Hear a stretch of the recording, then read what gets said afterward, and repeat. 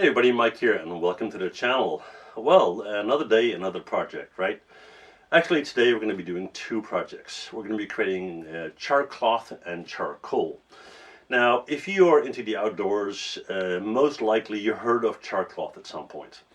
Now the thing is, every living being, as far as I'm aware of, is carbon based, right?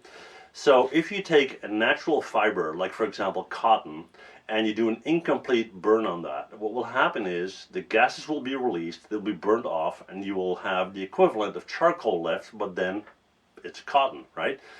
That's used in the outdoor world as a fire starter, and it's absolutely amazing because it will take a spark from a flint, it will take a spark from a magstick. It's been used forever.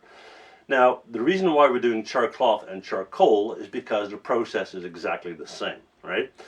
Now, why charcoal? Well, I see a bunch of outdoor videos where people are cooking on flames.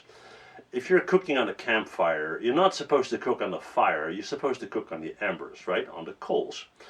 The thing is, though, that you might not always have the time, or you just want to have coal already available because, I don't know, you're out with your camper or whatnot, okay?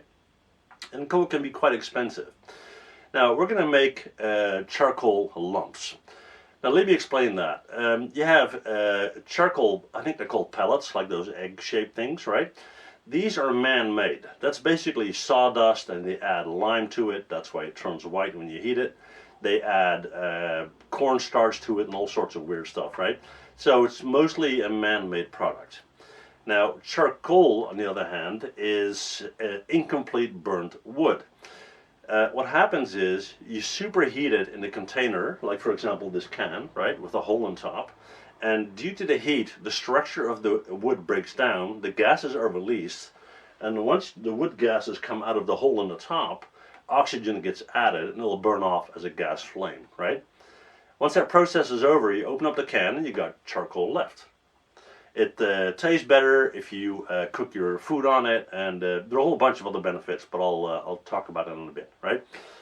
Okay, so how do you do that? Well, let's get in close and I'll show you.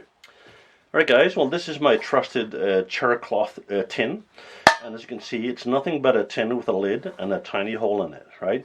Now, putting the hole in there is extremely important because the air inside will expand rapidly, and if the pressure can't go anywhere, it might explode, right? So make sure you have a little tiny hole in there for the gases to release and to make sure that the pressure doesn't build up, right? Now, we're going to do the cloth in here, and this is going to be a miniature version of a can with a hole in it. We're going to make some charcoal, right? Now, obviously, you would do that in a much bigger container, maybe an oil drum, something like that.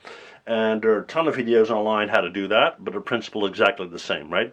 So I'm going to stick a bunch of little pieces of wood in here, pack it all up. I'm going to do the same here with the cotton. Then we're going to drop it in the fire, both of them.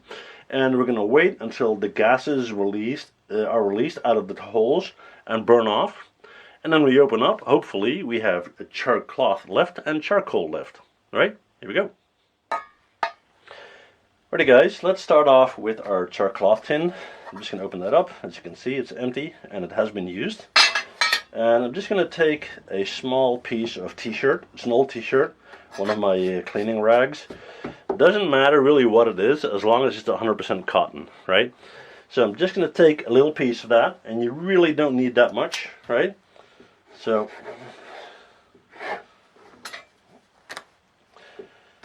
that would be more than enough, right? So we're going to stick that into the can here, like so. Close up the lid.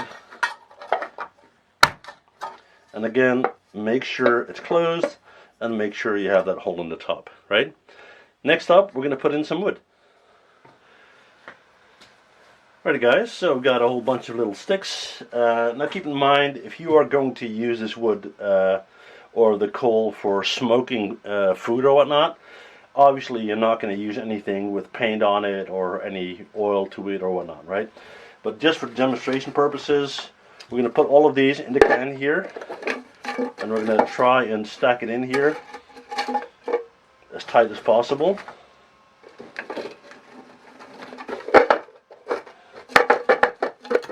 Maybe one more. Alright, we're going to put on the lid. We're going to make sure that's nice and tight, and we don't want one of them covering the hole. Now this is a pretty flimsy can, so I need to make sure that it's closed properly.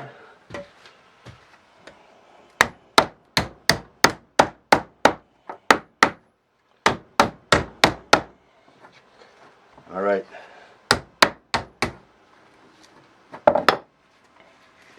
That looks okay, guys.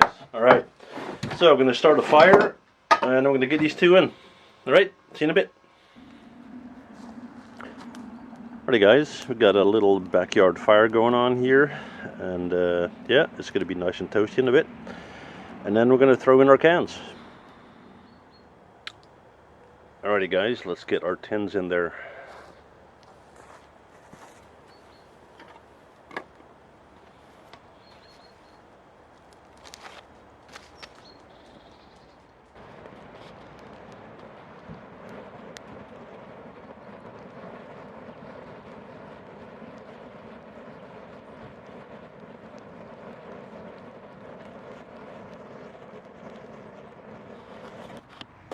Right guys, I'm trying to get in close so you can see the gases coming out of the hole in the big can.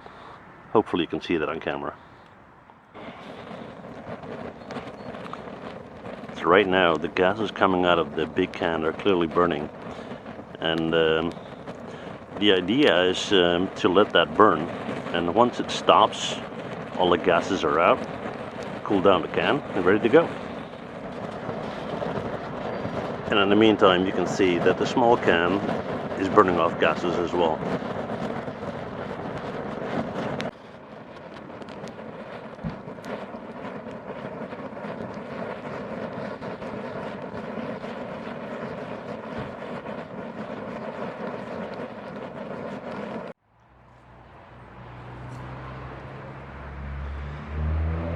So it seems that all the gases are burned off. Big can seems to be ready. And looking at the small one, seems to be ready as well. Well, let's take them out. Right guys, well, we're back in the shed. Let's open things up and see what we got. Right guys, well, we're going to start with the small tin to check the char cloth. And let's see. I'm not sure if this is still hot. Could be, but this guy we're going to open up. And hopefully you can see that. Here's our charcloth. Now you're probably thinking, well, wait, but that was black cotton to start with, right? Well, there's a big difference, and I'll show you. Let me take a striker, and let me get you guys in close. Okay, so what charcloth is famous for. I got my trusted crappy thing here. Let's give it a go.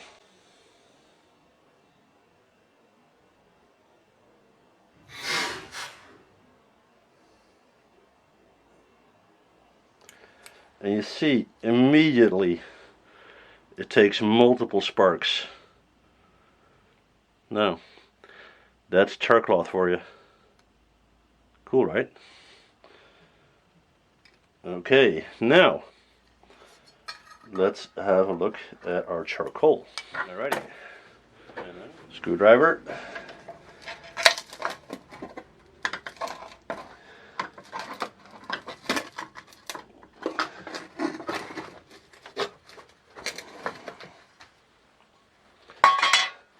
This is absolutely perfect. Hopefully you can see that. Now, if we take this out, it's super lightweight. It's brittle. And there you go. Perfect charcoal lumps. Now again, you want to do this on a large scale, right? I mean, this is hardly enough to cook half a hamburger, but you get the idea, right? You can use big oil drums, anything like that, but like I said, a bunch of videos out there on how to do that. Right guys, well, hopefully you enjoyed the video. Let me know what you guys come up with as far as projects are concerned.